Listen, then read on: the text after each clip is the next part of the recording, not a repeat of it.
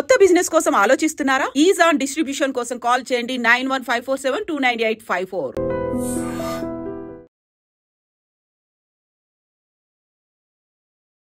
Welcome to iDream media. So జనరల్గా diabetes, sugar వ్యాధి, so వీరికి రకరకాల కాంప్లికేషన్స్ ఉంటాయి. దానిలో యూరిన్ ఇన్ఫెక్షన్స్ అనేది మనం సర్వసాధారణంగా చూస్తూ ఉంటాము. అంటే అసలు ఎందుకు యూరిన్ ఇన్ఫెక్షన్స్ వస్తున్నాయి, రాకుండా జాగ్రత్తలు ఏం తీసుకోవాలి, సో డయాబెటిక్ పేషెంట్స్కి ప్రత్యేకమైన ఉన్న జాగ్రత్తలు ఏంటి, ట్రీట్మెంట్ ఏంటి, వివరాలు తెలుసుకుందాం. మనతో పాటు ప్రముఖ internal medicine specialist doctor Rajesh Chukkala గారు ఉన్నారు. డాక్టర్ గారు నమస్తే అండి. ఇప్పుడు డయాబెటీస్ గురించి మాట్లాడుకుంటే, ఈ డయాబెటీస్ వచ్చిందంటే దాన్ని కంట్రోల్ పెట్టుకోకపోతే అన్ని ఆర్గాన్స్ని డ్యామేజ్ చేస్తుంది ఇలా చెప్తూ ఉంటారు. అయితే యూరిన్ ఇన్ఫెక్షన్స్, యూరిన్ ఆగకపోవడము, యూరిన్ లీక్ అవ్వడము, వెళ్ళేదాకా కూడా యూరిన్ ఆపుకోలేకపోవడము, ఇలాంటి ప్రాబ్లమ్స్ అన్నీ డయాబెటిక్ పేషెంట్స్లో ప్రత్యేకంగా ఉంటాయి అంటున్నారు. అంటే డయాబెటీస్ అనేది అంత ప్రభావం చూపిస్తుందా డాక్టర్ గారు? సో ఫస్ట్ ఏంటంటే డయాబెటిక్ డయాగ్నోసిస్లోనే ఫ్రీక్వెంట్ యూరినేషన్ అనేది ఒక సిమ్టమ్, ఒక క్రైటీరియా. ఓకే. ఫ్రీక్వెంట్ యూరినేషన్, ఎక్కువగా నీళ్లు తాగడం. సో సహజంగా ఏమవుతుందంటే కొద్దిగా సైన్స్ పరంగా చూస్తే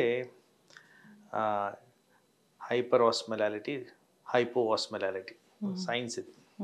అంటే షుగర్ ఎక్కువ ఉంటే హైపర్ ఆస్మలాలిటీ అంటారు, షుగర్ తక్కువగా ఉంటే హైపో ఆస్మలాలిటీ. అలా ఉన్నప్పుడు వాటర్ ఎక్స్చేంజ్ మెకానిజం బాడీలో ఎక్కువగా జరుగుద్ది. అలా జరిగినప్పుడు యూరినేషన్ అనేది ఎక్కువ అవుతుంది, ఎందుకంటే షుగర్ని బయటికి పంపించే ప్రక్రియగా యూరినేషన్ ఎక్కువ అవుతుంది. సో అప్పుడు ఎక్కడైతే షుగర్ పదార్థం ఉంటుందో, ఎనీ ప్లేస్ మీరు చూడండి, షుగర్ ఒక డ్రాప్ ఎక్కడైనా వేస్తే చీమలు చేరుతాయి కాబట్టి, అలాగే బ్యాక్టీరియా కూడా చేరుతాయి.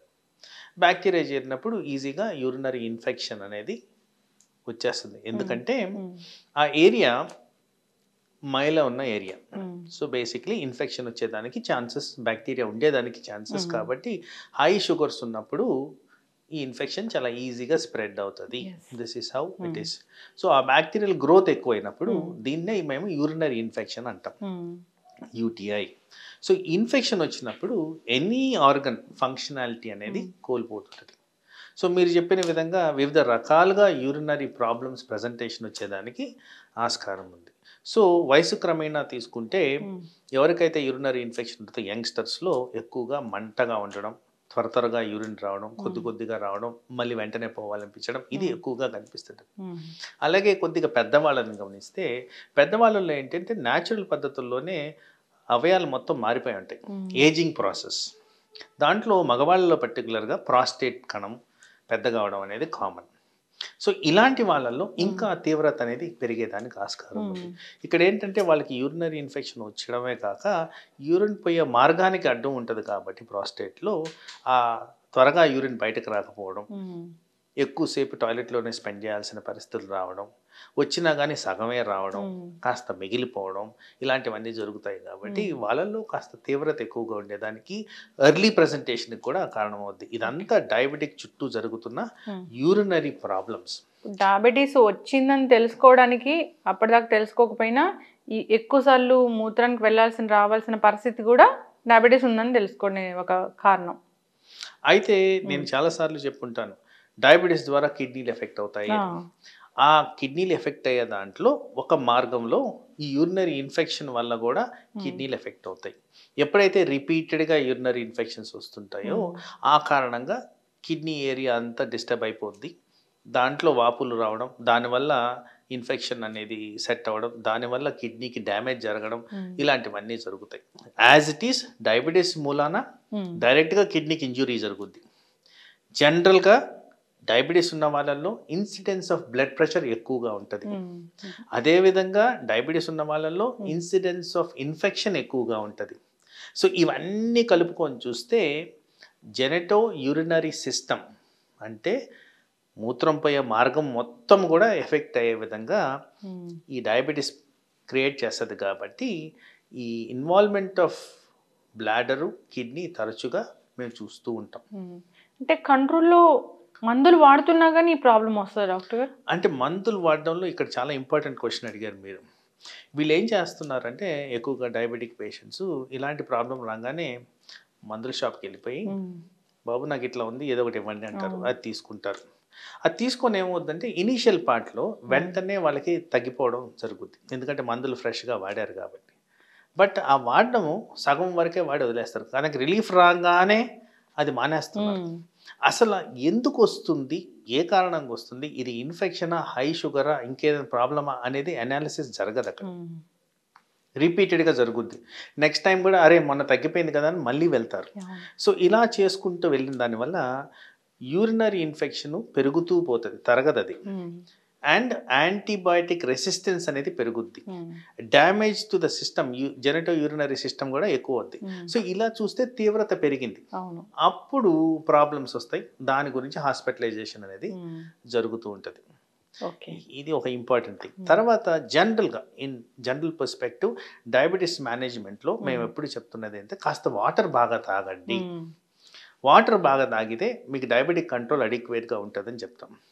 ఈ వాటర్ వల్ల ఏమవుతుందంటే యూరినరీ క్లియరెన్స్, యూరినరీ డైల్యూషన్, యూరినరీలో ఇన్ఫెక్షన్ ఇవన్నీ తగ్గుముఖం పడతాయి. ఎందుకంటే డైల్యూట్ చేస్తున్నాం ఆ ఏరియానంతా, టాక్సిన్స్ అన్నీ బయట వెళ్ళిపోతాయి కాబట్టి ఆ విధంగా ఈ ఇన్ఫెక్షన్ని క్లియర్ చేసే విధంగా తోడ్పడుతుంది. సో ఇది కూడా సింపులెస్ట్ టాస్క్ మనం చేయాల్సింది. మీరు వాటర్ తాగమంటే చాలామంది బియర్ తాగే వాళ్ళు కూడా ఉంటారు, కిడ్నీ స్టోన్స్ బయటికి పోతాయి, యూరిన్ ఇన్ఫెక్షన్ తగ్గుతుంది, యూరిన్ ఫ్లో ఎక్కువగా ఉంటుందని వస్తారు. సో మీరు చెప్పిన దానికి కొన్ని వాస్తవాలు మెడికల్గా కొన్ని యాక్సెప్ట్ చేయాలి, కానీ మనం డయాబెటిక్ కాంటెక్స్ట్లో మాట్లాడుతున్నాం కాబట్టి బియర్ పర్టికులర్గా ఆ ఇష్యూ వచ్చింది కాబట్టి బియర్ వల్ల డెడ్ క్యాలరీస్ ఆర్ 0 క్యాలరీస్ ఎక్కువగా వస్తాయి, వెయిట్ పెరుగుద్ది, ఆల్కహాల్ మూలంగా లివర్ మీద ఎఫెక్ట్స్ పడతాయి, ఆల్కహాల్ మూలంగా కిడ్నీ మీద ఎఫెక్ట్స్ పడతాయి. మరి ఈ అనర్థాలకు ఆన్సర్ ఎవరు చెప్పాలి? బియర్ ఒక్కటే కాదు కదా ఆన్సర్. సో మీరు అన్నట్టు ఒక కాంటెక్స్ట్ ఎక్కడ బియర్ తాగిన దానివల్ల స్టోన్ బయటికి వెళ్ళిపోద్ది అంటే అదొకటే, మిగతావన్నీ కూడా మనకి మేజర్ క్రైటీరియా అవుతాయి. సో షుగర్ స్పైక్స్ అవ్వడం, ఇన్ఫెక్షన్ ఎక్కువగా అవడం, దెన్ కిడ్నీల మీద ఒత్తిడి రావడం, అండ్ పర్టికులర్గా డయాబెటిక్ బ్లడ్ ప్రెషర్కి కనెక్షన్ ఉంది, బ్లడ్ ప్రెషర్ పెరగడం, వెయిట్ పెరగడం, కొలెస్ట్రాల్ పెరగడం, ఎన్ని అనర్థాలు ఉన్నాయి చూడండి ఆ ఒక్క బియర్ గురించి మాట్లాడడానికి. డాక్టర్ గారు, డయాబెటీస్ ఉన్న వాళ్ళు అసలు ఆల్కహాల్ కానీ ఇలాంటి బియర్ కానీ అలాంటివి తీసుకోకూడదు అసలు? అంటే జనరల్ గా దానికన్నా ఫస్ట్ స్టెప్ ఒకటి చెప్తాను. వాళ్ళు వాడే ప్రతి మెడిసిన్, పేషెంట్స్ వాడతారు కదా డయాబెటిక్ మెడిసిన్, ఆల్కహాల్ తాగొచ్చా లేదో చూడండి, డెఫినెట్గా అన్సేఫ్ అని రాస్తుంటుంది. మరి అట్లాంటప్పుడు తాగకూడదు కదా, జనరల్ గానే తాగకూడదు, ఇష్యూస్ వస్తాయి. డయాబెటీస్ అయితే ఖచ్చితంగా ఆలోచించాల్సిందే. మీరు అన్నట్లు ఇది ఆల్కహాల్ కానీ ఈ బియర్ కానీ తీసుకుంటే షుగర్ ఇంకా ఎక్కువ పెరుగుద్ది, దాని ద్వారా జరిగే డ్యామేజ్ కూడా పెరుగుద్ది. టాబ్లెట్స్ అసలే వేసుకోకూడదు, ఒకవేళ వాళ్ళు ఏదైనా సందర్భంలో తీసుకుంటే టాబ్లెట్ వేసుకొని అది మానేయడం మంచిది. మనం ఉల్టా చెప్పడం కన్నా ఆల్కహాల్ అవాయిడ్ చేయడం అనేది 100% బెటర్. డిహైడ్రేషన్ అవుతుందా డాక్టర్ గారు ఎట్లాగా అసలు ఆల్కహాల్ వలన? ఆల్కహాల్ వల్ల డెఫినెటివ్ డిహైడ్రేషన్ ఏంటంటే, ఆల్కహాల్ చేసే ప్రక్రియ ఏంటంటే ఈ కిడ్నీస్ మీద దాని ఎఫెక్టు ఇండ్యూసెస్ డయాలిసిస్ అంటాం, అంటే మూత్రం పోయే విధంగా తయారు చేస్తుంది. సో వీళ్ళు కన్సంప్షన్ తీసుకుంటున్నా కానీ మోర్ అమౌంట్ ఆఫ్ యూరిన్ బయటకు వెళ్ళిపోద్ది, ఎందుకంటే ఆ సిస్టమ్ అలా పనిచేస్తుంది. ఆ డైరెటిక్ సిస్టమ్ అనేది ఒకటి పనిచేస్తుంది, బ్రెయిన్లో స్టిమ్యులేషన్ జరగడం కానీ కిడ్నీలో ఫంక్షనింగ్ జరగడం కానీ మార్పులు తీసుకొస్తుంది ఆల్కహాల్. ఆ కారణంగా యూరినేషన్ ఎక్కువగా పెరిగిపోయి వాళ్ళకి డిహైడ్రేషన్ గురయ్యే విధంగా చేస్తుంది. ఇప్పుడు ఇలాంటి యూరిన్ ఇన్ఫెక్షన్స్ తరచుగా వేధిస్తున్నాయి, లేదా యూరిన్ ఎక్కువసారి వెళ్లాల్సి వస్తుంది డయాబెటీస్ ఉన్న వాళ్ళలో అన్నప్పుడు ట్రీట్మెంట్ అంటే? సో ఫస్ట్ ఆఫ్ ఆల్ మనం చేయాల్సింది ఏంటంటే, ఇది రిపీటెడ్గా వస్తుందా రావట్లేదా. నెంబర్ 2, ఇది ఇన్ఫెక్షన్కి రిలేటెడా, షుగర్కి రిలేటెడా, ఆర్ ప్రాస్టేట్కి సంబంధించి ఏంటి అని. నెంబర్ 3, అప్రోప్రియేట్ యాంటీబయాటిక్ ఇది వరకు వాడున్నారా, వాడలేదా, నేను చెప్పిన విధంగా ఫార్మసీ ద్వారా తీసుకున్నారా అనేది చూసుకో. నెంబర్ 4, అవసరమైన చోట ఈ షుగర్ కంట్రోల్ కరెక్ట్గా ఉందా లేదా. నెంబర్ 5, బ్లడ్ ప్రెషర్కి సంబంధించి కొన్ని డైరెటిక్ ట్యాబ్లెట్స్ ఉంటాయి, అంటే మూత్రము ఎక్కువగా అయ్యే విధంగా ట్యాబ్లెట్స్ ఉంటాయి, దాని కారణంగా ఈ ప్రాబ్లం వస్తుందా. సో ఇలా అనలిటికల్గా చూసుకొని దీనికి కరెక్ట్ ఫార్మ్ ఆఫ్ ట్రీట్మెంట్ ఏంటనేది ఆ ఎక్స్పర్ట్ ద్వారా దాన్ని డిసైడ్ చేసి తీసుకోవడమే ఒక కరెక్ట్ అప్రోచ్. ఓకే, చక్కటి ఇన్ఫర్మేషన్ డాక్టర్ గారు. చాలామంది కూడా ఎలా ఆలోచిస్తారంటే షుగర్ ఉంది, ఎక్కువసార్లు యూరిన్ వెళ్ళాల్సి వస్తుంది అనే ధోరణిలో ఇది కామనే అనుకుంటారు. కానీ అది అసలు కామన్ కాదు. డాక్టర్ దగ్గర వెళ్ళి ట్రీట్మెంట్ తీసుకోవాల్సిన అంశం అది. సో లేట్ చేశారంటే కిడ్నీల మీద ఎఫెక్ట్ చూపించడం, రకరకాల ఇన్ఫెక్షన్స్ రావడానికి దారితీస్తుంది. ఫాలో అవ్వాలని కోరుకున్నాను డాక్టర్ గారు. చాలా చక్కటి ఇన్ఫర్మేషన్. ధన్యవాదాలు. Welcome to iDream media. So జనరల్గా దగ్గు, జలుబు, జ్వరాలు వీటికి ఓవర్ ద కౌంటర్ మెడిసిన్ వాడుతూ ఉంటాము. సేఫేనా? దగ్గుమందు విషయంలో ఎలాంటి జాగ్రత్తలు తీసుకోవాలి వివరాలు తెలుసుకుందాం. మనతో పాటు ప్రముఖ internal medicine specialist doctor Rajesh Ukkala గారు ఉన్నారు. డాక్టర్ గారు నమస్తే అండి. నమస్తే. ఇప్పుడు మేము తొందరగా జనరల్ మెడిసిన్ దగ్గరికి వెళ్ళము. అవి ఏంటంటే ట్రీట్ చేసుకోవచ్చులే, దగ్గు జలుబు జ్వరాలే కదా అనుకుంటాము. అయితే దగ్గు వచ్చిందంటే మాత్రం మొండి దగ్గు ఒక పట్టాన్ని తగ్గదు. దానికోసం నిజంగానే డాక్టర్ దగ్గరికి వెళ్ళాలా? మెడికల్ షాప్కి వెళ్ళి దగ్గు మందు తీసుకొని తగ్గించుకోవచ్చా? సో చాలా ఇంపార్టెంట్ క్వశ్చన్ ఇది. అండ్ కరెంట్ ఉన్న సిచ్యువేషన్కి అప్రాపరేట్గా కూడా ఇన్ఫర్మేటివ్గా ఉంటుంది ఇది. సో బేసిక్లీ ఏంటంటే మీరు అన్నట్టు over the counter medicine to an extent allowed. అది ఎంతవరకు అంటే ఒక హెల్దీ ఇండివిజువల్ ఏ హెల్త్ ప్రాబ్లమ్స్ లేకుండా ఏదో ఒక 2-3 days వాడడానికి over the counter medicine is fine. ఎందుకు ఇలా చెప్పాల్సి వస్తుందంటే ఈ మందులన్నింటిలో కూడా డిఫరెంట్ టైప్స్ ఆఫ్ కాంబినేషన్స్ ఉంటాయి. ఏ కాంబినేషన్ ఎవరికి కరెక్టు, ఎలా దీన్ని డిసైడ్ చేయాలి, ఎటువంటి మందు వాడితే వీళ్ళకి రిలీఫ్ వస్తుంది అనేది ఒక క్వాలిఫైడ్ పర్సన్ ద్వారానే ఇది కరెక్ట్ పద్ధతి. సో ఇన్ జనరల్ దగ్గుకి ఇది సిరప్ అనేది అయితే ఊత పదంగా మనం చెప్పేది కాఫ్ సిరప్ తీసుకోవాలి. బట్ ఈ కాఫ్ సిరప్లో చాలా రకాల కెమికల్ మిక్చర్స్ ఉన్నాయి. ఏది మనకి కరెక్ట్? ఫర్ ఎగ్జాంపుల్ ఇక్కడ ఆస్తమాలో కూడా కాఫ్ ఉంటుంది. సో మనం రొటీన్గా వాడే కాఫ్ సిరప్ ఆస్తమా వాళ్ళకి సరిపోదు, పనిచేయదు. సో అలా బ్లడ్ ప్రెషర్ ఉన్న వాళ్ళు కొన్ని రకాల కాఫ్ సిరప్స్ వాడకూడదు. కొన్ని రకాల, ఇప్పుడు సపోజ్ ఫిట్స్ వ్యాధి ఉంది, వాళ్ళల్లో కూడా కొన్ని రకాల కాఫ్ సిరప్స్ వాడకూడదు. సో ఇది ఎవరు ఏంటి అనేది తేల్చాల్సింది ఎక్స్పర్టే. ఎవరైతే ఆ ఎడ్యుకేషనల్ పర్పస్ సాల్వ్ చేసి కూర్చుంటారో వాళ్ళకి క్రైటీరియా అనేది తెలుస్తుంది. ఓవర్ ద కౌంటర్ వెళ్ళినప్పుడు నాకు తెలిసి ఇంత డీటెయిల్డ్ అనాలిసిస్ జరగదు కాబట్టి డెఫినెట్లీ నాట్ రికమెండెడ్. ఇదే తరుణంలో వైరల్ ఇన్ఫెక్షన్స్ అన్నింటిలో కూడా లివర్ కాస్త కోస్త ఎఫెక్ట్ అవుతుంటుంది.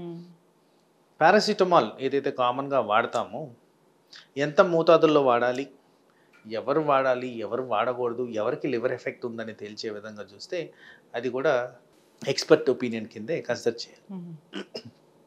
సో అదేవిధంగా చూసుకుంటే అలర్జీ ట్యాబ్లెట్స్, ఈ అలర్జీ ట్యాబ్లెట్స్లో కూడా కొన్ని నిద్రపుచ్చేవి ఉంటాయి, కొన్ని నిద్రపుచ్చినవి ఉంటాయి. ఎవరికి ఎలా వాడాలి అనేది కూడా చాలా రకాలు ఉన్నాయి కాబట్టి అది కూడా నిర్ధారించింది ఎక్స్పర్ట్.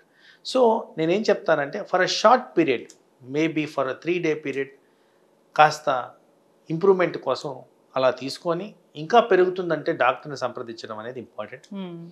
మీకు అండర్లయింగ్ హెల్త్ కండిషన్స్, పర్టికులర్గా బ్లడ్ ప్రెషరు, డయాబెటీసు, ఈ బ్రెయిన్ సంబంధించిన ఎపిలెప్సీ లాంటివి, కిడ్నీకి సంబంధించిన వ్యాధులు, లివర్కి సంబంధించిన వ్యాధులు, ఇలాంటివి ఉన్నప్పుడు మీరు దయచేసి ఓవర్ ద కౌంటర్ తీసుకోవద్దు. దానికి డోసేజెస్ ఉంటాయి, ఫ్రీక్వెన్సీ ఉంటుంది, ఇంటరాక్షన్స్ ఉంటాయి. ఇవన్నీ కూడా మనము కరెక్ట్గా అనువదించుకొని వాడాల్సిన అవసరం.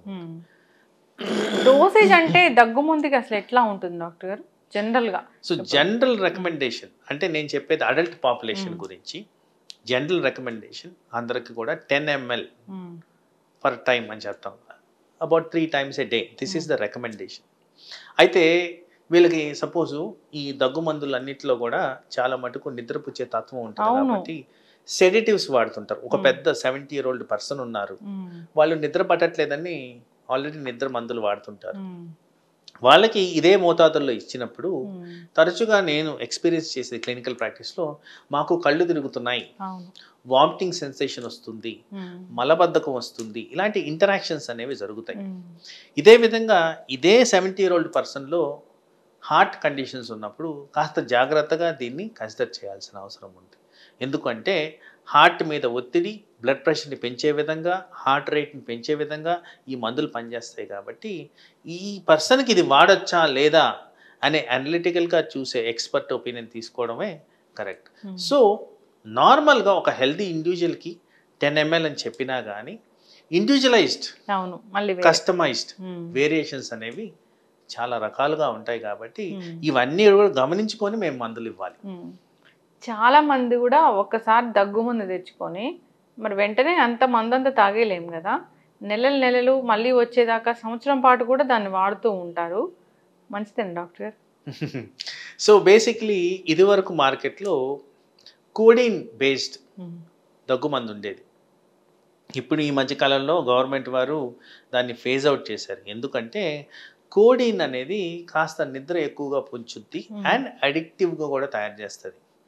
సో ఇది మిస్యూజ్ కింద గమనించి చాలామంది దగ్గుమందునే మత్తు తెచ్చుకునే విధంగా వాడుతున్నారు. కాబట్టి వర్చువలీ అది మార్కెట్లో లేకుండా పోవడానికి ఇది కారణం అయిపోయింది. సో ఇప్పుడు కోడిన్ బేస్డ్ మీకు కాఫ్ సిరప్స్ దొరకట్లేదు. బికాస్ అది అనర్థాలకి దారితీస్తుంది, డ్రగ్స్ అబ్యూస్ కింద వచ్చేస్తుంది. కాబట్టి దాన్ని తీసేశారు. సో అది లాంగ్ టర్మ్గా వాడుతున్నారంటేనే ఫస్ట్ తప్పు. ఎందుకంటే అది రాంగ్ డైరెక్షన్లో వెళ్తుందని. మీకు అండర్లయింగ్ కండిషన్ ఏముంది తెలియదు, ఎందుకు దగ్గట్లేదో తెలియదు. అందుకోసం నేను అన్నాను ఫస్ట్లోనే 3 days కన్నా ఎక్కువ ప్రాబ్లం ఉంటే మీరు కంటిన్యూ చేయొద్దు, వెళ్ళి డాక్టర్ని సంప్రదించండి. ఒకసారి ఓపెన్ చేసిన బాటిల్ని అలాగే ఉంచుతారు మళ్ళీ సీజన్ వచ్చేంత వరకు కూడా. అది కూడా బ్యాడే. ఎందుకంటే ప్రతి బాటిల్ మీద ఆఫ్టర్ ఓపెనింగ్ ఎన్ని రోజుల్లో కన్జ్యూమ్ చేయాలి అనేది రాసి ఉంటుంది. General recommendations, general criteria 30 days కన్నా ఎక్కువ వాడద్దని చెప్పి రాసుంటారు. సో అలాంటిది ఇంపార్టెంట్. దెన్ ఎక్స్పైరీ డేట్ ఉందా లేదా అది కూడా గమనించుకోవాలి. సో అది కూడా మనం చూసుకోవాల్సిన అవసరం ఉంది. అండ్ ప్రాపర్ స్టోరేజ్లో ఉందా లేదా. చాలా మటుకి ఈ దగ్గు మందుల్ని లైట్కి ఎక్స్పోజ్ కాకుండా చూడమంటారు. అండ్ టెంపరేచర్ రెగ్యులేట్, కూల్ ప్లేస్లో స్టోరేజ్ చేయమంటారు. అవి జనరల్గా అంత పాటించరనేది నా అభిప్రాయం. ఎవరు పాటించరు. సో ఆ అలాంటివి వాడడం మంచిది కాదు. ఇప్పుడు డ్రై కాఫ్ లేదంటే వెట్ కాఫ్ ఇలా చెప్తూ ఉంటారు కదా, దీంట్లో ఏది డేంజర్ అసలు? అంటే డేంజర్ అనే దానికన్నా ఇప్పుడు వెట్ కాఫ్ వస్తుంది అంటే లోపల సెక్రిషన్స్ అనేవి ఎక్కువ ఫామ్ అవుతున్నాయి, లంగ్స్ లోపల ఎక్కువగా ఆ మ్యూకస్ అనేది తయారవుతుంది అని. So wet cough usually lower respiratory tract infection అంటే నిమోనియా అంటారు చూడండి, దానికి సంబంధించి ఎక్కువగా ఉంటుంది. అప్పర్ రెస్పిరేటరీ ట్రాక్ట్ పైన భాగం వచ్చేది, పైన ఊపిరితిత్తుల భాగంలోంచి వచ్చేది, అది ఎక్కువగా వెట్ కాఫ్కి కనెక్ట్ కాదు. కొద్దిగా సెక్రిషన్స్ ఉండొచ్చాయి కానీ సైనస్ ద్వారా అట్లా ఇట్లా వచ్చినవి ఎక్కువ శాతం ఎక్కువగా స్ఫుటం ప్రొడక్షన్ అయితే ఉండదు. సో వెట్ కాఫ్ ఉన్నప్పుడు హెసిటేషన్ తక్కువగా ఉండాలి, డాక్టర్ దగ్గరికి త్వరగా వెళ్ళాలి. ఓకే, వెట్ కాఫ్ ఉన్నప్పుడు. కోవిడ్లో డ్రై కాఫ్ చూసామా మనం? ఎక్కువ శాతం డ్రై కాఫే ఉండేది. ఇన్ఫెక్షన్ ఏమి ఉండదా అప్పుడు? ఇన్ఫ్లమేషన్ ఉంటుంది. ఇక్కడ ఇన్ఫెక్షన్ వేరు, ఇన్ఫ్లమేషన్ వేరు. సో ఇన్ఫెక్షన్ ఉన్నప్పుడు అది నిమోనియాకి దారితీస్తుంది. కోవిడ్లో మనకు వచ్చింది నిమోనైటిస్. నిమోనైటిస్ ద్వారా సెకండరీ ఇన్ఫెక్షన్ వచ్చి నిమోనియా ఫామ్ అయింది. ఇది కొద్దిగా కాంప్లెక్స్ సైన్స్ విధంగా చూడాల్సిన అవసరం ఉంది. బట్ మీరు అడుగుతున్న క్వశ్చన్కి నిమోనియా ఉండేది కదా కోవిడ్లో, అదే మాట్లాడేవారు కదా, మరి ఈ నిమోనియాకి వెట్ కాఫ్ ఉండాలి కదా, డ్రై కాఫ్ ఏంటి అనేది మీ క్వశ్చన్. సో ఇక్కడ నిమోనైటిస్ అనేది ఒక క్రైటీరియా ఉంది. అది inflammation of the lung structure, lung parenchyma అంటాం. సో అది వేరు, అది సైన్స్ వాళ్ళకి అర్థమవుతుంది. కామన్ మ్యాన్కి అది టెర్మినాలజీ కొద్దిగా డిఫరెంట్. ఎన్ని రోజులు దగ్గకపోతే హాస్పిటల్కి వెళ్ళాలి? 3rd డేకే చెప్పేశాను. 3 daysకి? 3 days, not more than that. Okay, fever అయినా అంతేనా డాక్టర్? 3 days ఏదైనా కానీ ఆఫ్టర్ 3rd day మీకు తగ్గట్లేదంటే please visit a doctor. Complications ఇప్పుడు చూడండి, మీరు అడిగిన క్వశ్చన్లో రెలవెన్స్ ఉంది. ఎందుకు వెళ్ళాలి, అవసరం లేదు కదా అంటారు. ఇప్పుడు డెంగీ సీజన్, కేసులు తరచుగా చూస్తున్నాను. 3rd day నుంచి ప్లేట్లెట్స్ డౌన్ అయిపోతాయి. సో 3rd dayకి వెళ్తే మీకు అనర్థాలకు దారి తీయకుండా ప్రివెంటివ్ మెజర్స్ మనం తీసుకోవచ్చు. 3rd dayకి తగ్గాల్సిన న్యాచురల్ కోర్స్ ఆఫ్ డిజీజ్ అది. 3rd dayకి తగ్గట్లేదంటే ఏదో ఒకటి డిఫరెంట్గా ఉంది ఇక్కడ, మనం దీన్ని ఎవాల్యుయేట్ చేసుకోవాలి అనేది డైరెక్ట్గా ఆ డిజీజే మనకు చెప్తుంది. కాబట్టి మీరు వెళ్ళడం అనేది ఇంపార్టెంట్. ఇప్పుడు దగ్గుకి హోమ్ రెమెడీస్ పనిచేస్తాయా? ఓ డెఫినెట్ హోమ్ రెమెడీస్ చాలా మటుకు ఇప్పుడు క్లోవ్స్ ఉన్నాయండి, లవంగాలు. సో ఆ లవంగాలు డెఫినెట్లీ హెల్ప్ఫుల్, థ్రోట్ని సూదనింగ్ చేస్తాయి. జింజర్ కూడా సూదనింగ్ చేస్తుంది. కొంతమందికి చాలా మందికి హనీ నమ్ముతారు, కానీ నేను ఎందుకు ఐఎమ్ స్టేయింగ్ ఆఫ్ హనీ, ఎందుకంటే హనీ వల్ల కాస్త పెరగడమే గమనించాను కానీ తగ్గడం గమనించలేదు. మంచి హనీ దొరకట్లేదు కదా మోస్ట్ లైక్లీ. అంటే సేమ్ రీజన్, నేను ఇందాక మీకు యూరిన్లో ఎలా అయితే బ్యాక్టీరియా గ్రోత్ ఉంటుందో, ఎక్కడైతే షుగరీ సబ్స్టెన్స్ ఉంటుందో గ్రోత్ అనేది పెరిగేదానికి ఆస్కారం ఉంటుంది. కాబట్టి కొంతమందికి ఇరిటెంట్గా బిహేవ్ చేస్తుంది, కాబట్టి న్యాచురల్ పద్ధతిలో హనీ దొరకట్లేదు, కాబట్టి ఆ క్వాలిటీస్ అనేవి దాంట్లో. డాక్టర్ గారు ఫైనల్ క్వశ్చన్ అండి, ఈ దగ్గు మందు ఓపెన్ చేసినప్పుడు అది కూడా షుగర్ క్రిస్టల్ లాగా ఉంటుంది కదా, షుగర్ ఉంటుందా దాంట్లో? కాస్త షుగర్ బేస్డ్ ఉంటాయి, లేకపోతే చాలా చేదుగా ఉంటుందంట యాక్చువల్లీ సిరప్. సో దాన్ని తగ్గించడానికి కాస్త అమౌంట్ ఆఫ్ షుగర్ అనేది వాడతారు. ఈ మధ్య కాలంలో షుగర్ ఫ్రీ కాఫ్ సిరప్స్ కూడా వచ్చినాయి, బికాస్ ఆర్టిఫిషియల్లీ ఫ్లేవరింగ్ ఉన్నాయి కాబట్టి ఆ విధంగా వాటిని తగ్గించారు. దగ్గు మందులు ఎప్పుడైనా కంటామినేషన్ అవుతాయా డాక్టర్ గారు? ఛాన్సెస్ అయితే ఉన్నాయండి. ఇప్పుడు everything available in the market కాస్త అడల్ట్రేషన్ అనేది జరుగుతుంది, కాబట్టి as there is every chance దానికి కంటామినేషన్ అవ్వడానికి. చక్కటి ఇన్ఫర్మేషన్ డాక్టర్ గారు. దగ్గు 3 రోజుల పైన వస్తుందంటే ఖచ్చితంగా హాస్పిటల్కి వెళ్ళాల్సిందే, దానికి వేరే కారణం ఉండడం వల్లే దగ్గు తగ్గకుండా ఉంటుంది. ఒకసారి దగ్గు మందు ఒకవేళ డాక్టర్ ప్రిస్క్రైబ్ చేయకున్నా తెచ్చుకున్నా వాడుతున్నారంటే అప్పటికప్పుడు వాడేసి దాన్ని పడేయాలి, కానీ మిగిలిపోయింది కదా అని నెలల తరబడి దాన్ని ఇంట్లో ఉంచుకోవడము, తర్వాత మళ్ళీ వచ్చినప్పుడు వాడడం అనేది సరైన పద్ధతి కాదు. So different metabolism, different disorders, different health issues ఉంటాయి, కాబట్టి డాక్టర్ చెప్పకుండా దగ్గు మందుని వాడడం సేఫ్ కాదు. ఫాలో అవ్వాలని కోరుకున్నాం డాక్టర్ గారు. చాలా చక్కటి ఇన్ఫర్మేషన్, ధన్యవాదాలు.